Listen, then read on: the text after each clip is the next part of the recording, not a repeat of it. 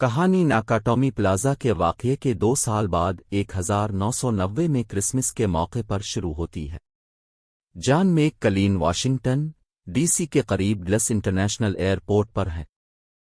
جب وہ کیلیفورنیا سے اپنی بیوی ہولی کے آنے کا انتظار کر رہے تھے، ہوائی اڈے کی پولیس نے اس کے سسرال کی گاڑی کو کھینچ لیا اور اسے پارکنگ کا ٹکٹ دیا۔ ہوائی اڈے کے لاؤنج میں گھومتے ہوئے میک کلین مردوں کے ایک گروپ کو دیکھتا ہے جو آرمی کی تھکاوٹ میں ملبوس ہوتے ہیں۔ ان کے درمیان ایک پیکج گزرتے ہیں اور ایک محدود علاقے میں غائب ہو جاتے ہیں۔ وہ اس کا پیچھا کرتا ہے اور ایک لڑائی ہوتی ہے جس میں میک کلین نے ایک آدمی کو مار ڈالا، لیکن دوسرا آدمی فرار ہو جاتا ہے۔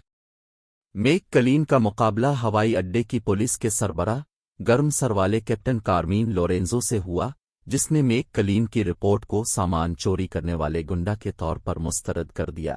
اس حقیقت کے باوجود کہ حملہ آوروں میں سے ایک نادر چینی مٹی کے برتن بندوق چلا رہا تھا جسے دھاتی پکڑنے والوں سے بچنے کے لیے ڈیزائن کیا گیا تھا، میک کلین اپنے طور پر تحقیقات کے لیے نکلا، لاش سے انگلیوں کے نشانات لیے اور اپنے دوست LAPD افسر الپاول کو فیکس کرتے ہیں جو انہیں کئی ڈیٹا بیس کے ذریعے چلاتا ہے۔ نتیجے کے ریکارڈ سے پتہ چلتا ہے کہ یہ شخص سارجنٹ اوسوالڈ کوچرین ایک امریکی مشیر تھا اور لڑائی سے پہلے ہی اسے باضابطہ طور پر مردہ قرار دے دیا گیا تھا، جس سے میک کلین کو شبہ ہوا کہ وہ ہوائی اڈے پر قبضہ کرنے کی سازش کا حصہ تھا، جو کہ بالکل سچ ہے۔ جیسے ہی موسمی حالات خراب ہوتے جاتے ہیں، ایک انتقامی بدماش امریکی فوج کا افسر کرنل سٹوٹ قریب آنے والے طیاروں اور ان کے مسافروں اور عملے کو یرغمال بنانے کی تیاری کرتا ہے، جب تک کہ وہ وسطی امریکہ کے سابق جنرل اور منشیات کے مالک رامون ایسپرانزا کو آزاد نہ کر دے۔ معزول ڈسپوٹ پہرے میں ہوائی اڈے پر پہنچ رہا ہے۔ سٹیورٹ نے مالک کو گولی مارنے کے بعد قریبی چرچ میں اپنا آپریشنل اڈا قائم کر لیا ہے اور اس نے براہ راست لس کے مواصلات اور ہوائی ٹریفک کنٹرول کو ہیک کر لیا ہے۔ میک کلین ہوائی اڈے کے کنٹرول ٹاور میں گھس جاتا ہے اور ایئر ٹریفک کنٹرول کے سربراہ ٹروڈو کا سامنا کرتا ہے، بالکل اسی طرح جیسے سٹیورٹ نے اپنا کام شروع کیا اور ہوائی اڈے کا کنٹرول سنبھال لیا۔ مکلین ٹاور سے باہر پیچھا کیا جاتا ہے، جیسا کہ وہ رپورٹر سمانتھا کولمین کے ساتھ لفٹ میں اترتا ہے، اس نے اسے سٹیورٹ کی موجودگی کا اشارہ کیا۔ میک کلین لفٹ سے نکل کر ہوائی اڈے کے زیر زمین دیکھ بھال کے علاقے میں چلا جاتا ہے، جہاں اسے مارون نامی ہوائی اڈے کے چوکیدار سے مدد ملتی ہے۔ ٹروڈو اور اس کے کنٹرولرز قریب آنے والے طیاروں سے رابطہ کرتے ہیں اور کیبن کریو دہشت گردوں کا ذکر کیے بغیر کو مطلع کرتے ہیں کہ انہیں ہوائی اڈے کا چکر لگانا چاہیے۔ ٹروڈو کے کمیونیکیشن ڈائریکٹر لیسلی بارنس ایک ٹیم کو اسکائی واک پر ایک نئی اینٹینا چوکی پر لے کر گئے ہیں تاکہ طیاروں کے ساتھ غیر بگڑے ہوئے مواصلات کو بحال کیا جا سکے۔ اس پر اور لورینزو کی سواٹ ٹیم پر سٹوارٹ کے آدمیوں کی ایک دستے نے حملہ کیا، جس کے نتیجے میں سواٹ کے تمام 5 افسران ہلاک ہو گئے اور سٹوارٹ کے ایک آدمی شاکلی کی موت ہو گئی۔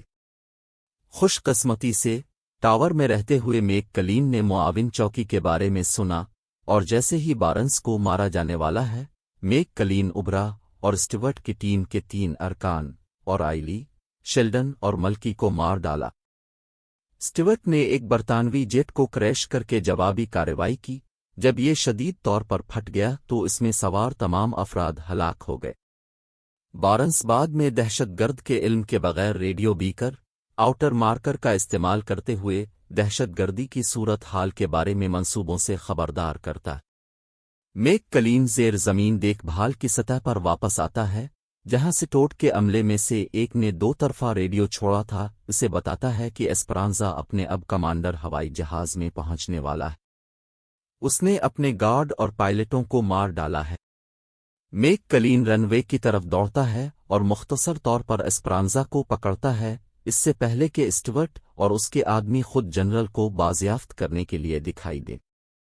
میک کلین تھامسن کو مارتا ہے اور ایسپرانزا کے جہاز کے کاکپٹ میں چھپ جاتا ہے، لیکن سٹیورٹ اور اس کا عملہ اندر گرنیڈ پھینکتا ہے، جس سے میک کلین نے خود کو پائلٹ کی ایجیکٹر سیٹ پر پٹا دیا اور ایجیکٹ فنکشن میں شامل ہو کر نتیجے میں ہونے والے دھماکے سے بچ گیا۔ آرمی اسپیشل فورسز کا ایک یونٹ ہوائی اڈے پر پہنچ گیا۔ ان کے رہنما میجر گرانٹ نے ایک بار اسٹیورٹ کے ساتھ خدمت کی اور اس کی حکمت عملی جاننے کا دعویٰ کیا۔ بارنس نے اندازہ لگایا کہ اسٹیورٹ کی کمانڈ پوسٹ ہوائی اڈے کے قریب ہے، اور وہ اور میک کلین نے وہ چرچ ڈھونڈ لیا جہاں اسٹیورٹ چھپا ہوا ہے۔ میک کلین کے بیکر کو مارنے کے تھوڑی دیر بعد اسٹیورٹ کے محافظوں میں سے ایک گرانٹ اور اس کا دستہ ظاہر ہوتا ہے اور ایک بندوق کی لڑائی ہوتی ہے۔ اسٹیورٹ، اس کے آدمی اور اسپرانزا سنو موبائل پر فرار ہوتے ہیں۔ میک کلین ان کا پیچھا کرتا ہے۔ وہ برق اور گاربر کو مارتا ہے اور ایک مشین گن اپنے قبضے میں لے لیتا ہے، لیکن اس کی نئی بندوق عجیب طور پر غیر مؤثر ثابت ہوتی ہے۔ میک کلین نے ہتھیار کو چیک کیا اور دیکھا کہ گولیاں خالی ہیں۔ میک کلین ہوائی اڈے کے سیکیورٹی آفس میں واپس آتا ہے اور لورینزو کو اعلان کرتا ہے کہ گرانٹ اور اسٹیورٹ دراصل ایک ساتھ کام کر رہے ہیں۔ زور دینے کے لیے میک کلین نے لورینزو پر اپنی سب مشین گن ابھی بھی خالی جگہوں سے بھری ہوئی فائر کی۔ آخر کار قائل ہو گیا۔ لورینزو اپنی پولیس کو متحرک کرتا ہے کہ وہ ایورگرین بوئنگ 747 پر مشتمل ہینگر پر جمع ہو جائے جس کا اسٹیورٹ نے فرار گاڑی کے طور پر مطالبہ کیا تھا۔ دریں اثنا ہوائی اڈے کے اوپر چکر لگاتے ہوئے ہولی نے غیر متوقع طور پر خود کو اسی جہاز میں پایا جس میں رچرڈ تھورنبرگ نیوز رپورٹر تھے جنہوں نے اپنی پچھلی ملاقات کے دوران اسے اور جان کو خطرے میں ڈال دیا تھا۔ جیسے ہی دہشت گردوں کے منصوبے سامنے آتے ہیں ہولی اور تھورنبرگ دونوں کو احساس ہونے لگتا ہے کہ کچھ غلط ہے۔ یہ تھورنبرگ میں چند منٹ ٹاور ریڈیو کی نشریات سننا، بحران کے بارے میں جاننا اور ہوائی جہاز میں سوار سے لائیو نیوز رپورٹ بنانا۔ ہوائی اڈے پر ہجوم خوف و ہراس میں مبتلا ہیں جو میک کلینس اور لورینزو کی اسٹیورٹ کو پکڑنے کی کوششوں میں بہت زیادہ رکاوٹ ہے۔ ہولی نے ساتھی مسافر کی سٹن گن سے تھورنبرگ کو بے ہوش کر دیا۔ ٹاور کے ساتھ بات چیت کا کوئی راستہ نہ ہونے کے باعث ہوائی جہاز لینڈنگ کی کوشش کرنا شروع کر دیتا ہے اور ہر کوئی کریش پوزیشن سنبھال لیتا ہے۔ آرمی ٹرک پر گرانٹ نے اس سپاہی کو مار ڈالا جو اسٹیورٹ کے مقصد سے وفادار نہیں تھا۔ وہ اور اس کے آدمی دور دراز کے ہینگر پر اسپرانزا، اسٹیورٹ اور اس کے باقی دو آدمیوں ملر اور کاہن سے ملے اور 747 پر سوار ہو گئے۔ میک کلین نے کولمین کے نیوز ہیلی کاپٹر کی سواری کو ولن کے جہاز تک پہنچایا جو ٹیک آف کے لیے ٹیکسی کر رہا ہے۔